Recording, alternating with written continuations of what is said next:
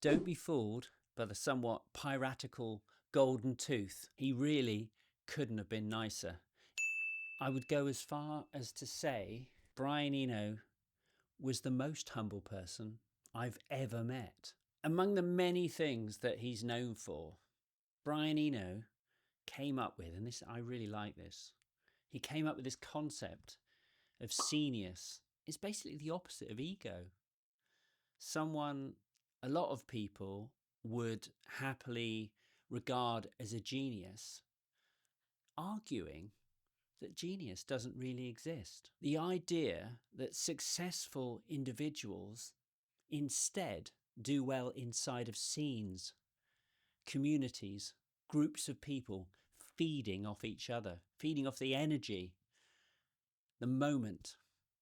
Martin Parr, Brian Griffin, Daniel Meadows, all brilliant individual photographies, but also all alumni of Manchester Polytechnic in the 1970s. Would Elon Musk have been so successful if he'd stayed in Pretoria in South Africa? Growing up in Devon, I didn't have a scene.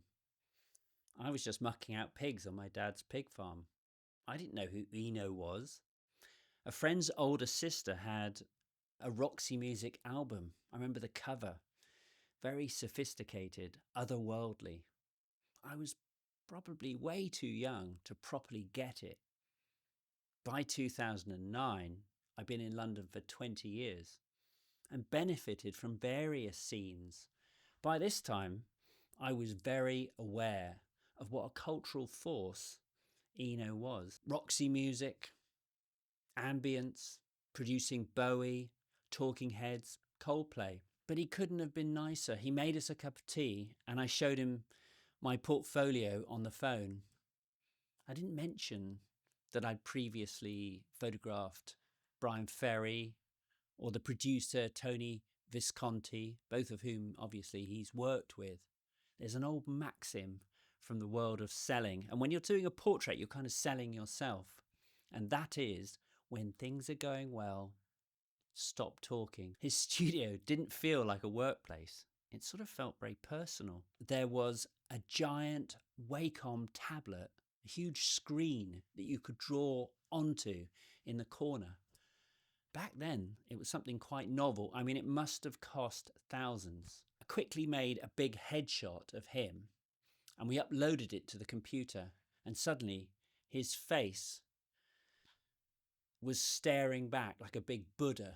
It had a kind of calm, slightly Big Brother vibe, and it enabled the pictures to work even when he wasn't really engaging with the camera. For those, I just used available light because there was light coming from the screen. Using mirrors and screens is something of an obsession of mine. It's kind of a frame within a frame, and it feels very modern, embracing technology. And it's something I've explored on quite a few portraits. I'm thinking of Alan Bovick. He was a computer engineer, or Zara McDermott, where we did something similar with her phone. Check out that video. For the second setup, I used flash, and it's not something we really talk about on the channel, but I had this technique that I think it was Peru, check out his video, who told me about it. And it's a sort of hard light, soft light. So you use a hard beauty dish, and that's about 2 or 3 times more powerful than the other light, which you have a little softbox. And the softbox provides a bit of fill.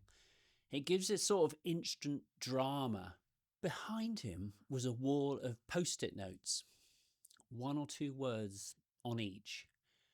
Not full ideas, more like prompts. A wall of distilled thinking. To finish, we shot in the corridor under a slightly sinister, kind of tiny little CTV camera. Obviously embraces technology. He's pretending to play an imaginary bass because Naomi was thinking about learning and he was sort of really enthusiastic. Her blonde hair and blood red nail varnish comes into some of the frames. Like all good portraits, it stopped being a shoot and became collaborative, a record of the relationship we had on the day. Just three people being playful. Everything was shot on a Canon 1DS Mark II, which is the camera I was using back then. Whilst researching the video, I typed his address into Google Maps. Sometimes if you see the exterior of the building, it acts as an aide-memoire, jogs your memory.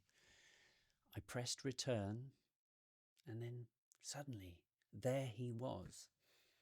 Or somebody who might have been him, a ghost in the street from behind, caught by the Street View, Google Street View camera. The figure looks right, physically. He certainly has that beautiful Eno bald head. But was it actually him? Who knows? Given how much of his work is about chance, I'm choosing to believe it was. Looking back, the modest success that I've had has been down to other people and their influence. And it's always tempting to downplay that, but it's absolutely crucial. On Eno's studio wall, written on one of the post-it notes, I noticed when I re-examined the files, one word, Scenius, not genius. If you want to be successful, I think, be like Brian. Go and immerse yourself in a scene. And remember, nothing meaningful is made alone. Thanks for watching.